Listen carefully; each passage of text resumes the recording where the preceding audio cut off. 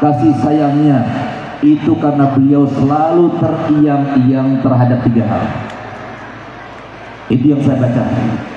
Yang pertama, ayo sama-sama kita ingat bahwasanya Nabi kita Muhammad SAW telah bersumpah, di mana Nabi SAW bersumpah ketika turun ayat wala sawfa yu'tika rabbuka fatarda, dan pasti kami akan berikan semua permintaan wahai Muhammad sampai kau benar-benar ridha. Beruntunglah kita sebagai umatnya Nabi Muhammad. Di saat itulah Nabi kita Muhammad bersumpah, wallahi inni la arda wahida min ummati finnar, aku tidak ridha satu saja daripada umatku berada di neraka. Di sini maksud daripada saya katakan tadi 3 misi daripada kehidupan Nabi Umar. Yang pertama adalah beliau sangat tidak ingin dan sangat menginginkan cita-cita, keinginan, harapan daripada Nabi kita Muhammad yang telah diawali dengan sumpahnya tadi betul-betul terlaksana. Baik dari keluarga kita, kerabat kita, siapapun yang ada di sekitar kita, ketahuilah bahwasanya kalau kita melihat di luar sana, siapapun dia, apapun pekerjaannya, semua itu umatnya Nabi Muhammad, dan Nabi Muhammad sudah bersumpah tentang mereka.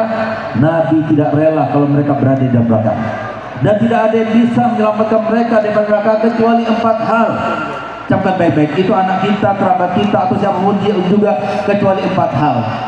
Kami singkat dengan 4M. Yang pertama, mondok. Yang kedua, madrasah diniyah, madin. Yang ketiga, mengaji kepada guru ngaji di TPQ. Yang keempat, majelis taklim. Siapapun di antara kita pasti bisa memarahkan. Silahkan yang bisa mondokkan anaknya, itu yang terbaik. Mondokkan anak kita. Di mana-mana ada pondok-pondok, di mana-mana. Nggak bisa, silahkan masukkan madin. Nggak bisa, masukkan mengaji kepada guru-guru ngaji. Nggak bisa, majelis taklim tersebar di mana-mana, silahkan. Yang nggak bisa, ayo bikin majelis taklim. Yang punya uang silahkan bikin majelis taklim. Tambah banyak bikin majelis taklim, tambah senang Nabi kita Muhammad SAW.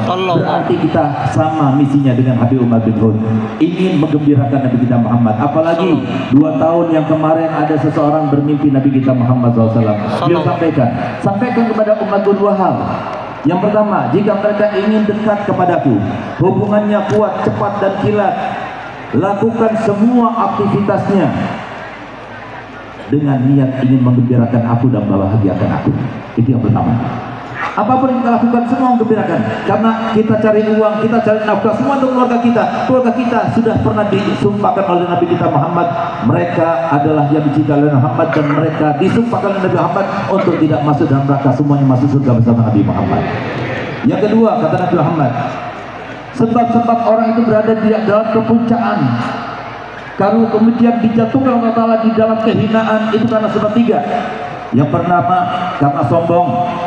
Lalu kemudian yang kedua, karena durhaka sama orang tua, dan termasuk kata Nabi, durhaka sama guru-guru. Yang ketiga, karena mengganggu para wali Allah, baik yang hidup maupun yang mati. Lalu setelah itu beliau akhiri sebelum terjadi fitnah nasab yang mengganggu para zuriyahku. Semoga kita bukan termasuk yang mengganggu mereka. Amin ya rabbal alamin. Yang kedua, ingatlah bahwasanya kita hidup di dunia, nggak saya, nggak para habaib yang ada di atas pentas ini, siapapun di antara kita, kecuali semuanya dengan misi dan visi daripada Allah, bukan misi dan visi daripada kita semuanya. Apa itu? Kita dihidupkan oleh Allah, diciptakan oleh Allah Ta'ala untuk diuji dan dicoba. Ujian dan cobaan itu berat, saudara-saudaraku. Ujian dan cobaan itu tidak mudah.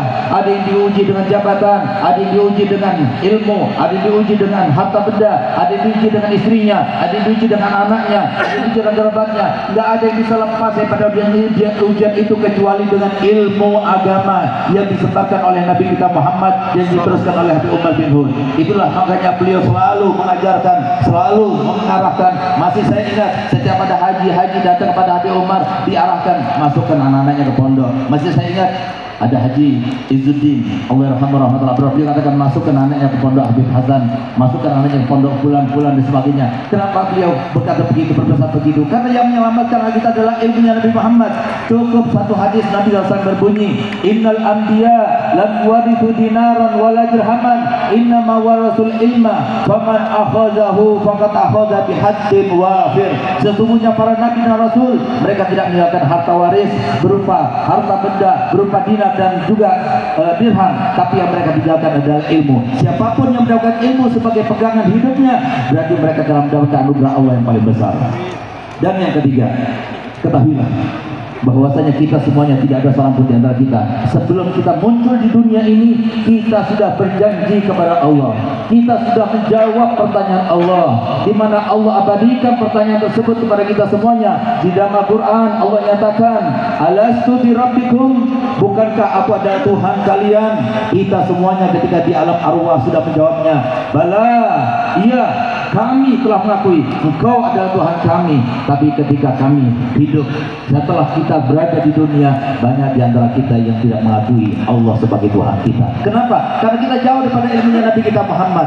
Kita tidak menerima dengan tentuannya, dengan wajah kita, dengan bentuk tubuh kita, dengan keluarga kita, bahkan seakan-akan sesuatu yang terjadi pada kita bukan dengan rencana Allah, tapi secara kebetulan. Tidak ada yang kebetulan, semuanya sudah direncanakan. Bahkan keluarga kita, istri kita, pasangan kita, semuanya sudah direncanakan Allah Ta'ala.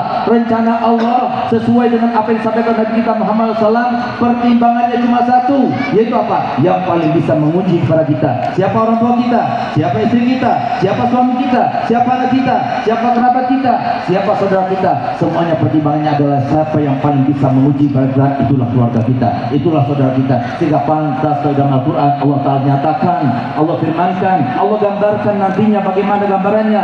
Yauma yafirul mar'u min akhihi wa ummihi wa abihi wa sahibatihi wa bani likulli imri'in minhum yawma idzin sya'nun yughni. Sehingga kesimpulan daripada tiga hal itu yang bisa menyelamatkan kita semuanya. Mohon maaf, yang bermasalah bukan cuma antum, kita semuanya ada di atas, kita juga semua bermasalah. Yang bermasalah bukan cuma orang awam, para ulama juga bermasalah. Bahkan paling banyaknya masalah daripada umat ini adalah Nabi kita Muhammad SAW. Sehingga yang paling bisa mendapatkan solusi pada setiap masalahnya adalah mereka yang belajar ilmunya Nabi Muhammad. Sehingga pada saat Nabi Muhammad bersabda, man yuridillah bihi khairan yufaqihuhu fiddin. Siapapun yang dikehendaki Allah Ta'ala hidupnya bahagia, hidupnya sejahtera, hidupnya aman sentosa, Allah akan lintaskan dalam hatinya belajar ilmu agama. Semoga kita diberikan oleh Allah Ta'ala berkatnya Habib Umar bin Hud. Semoga kita semuanya dilintaskan oleh Allah Ta'ala untuk mau belajar ilmu agama, untuk dekat kepada ulama. Kita berdoa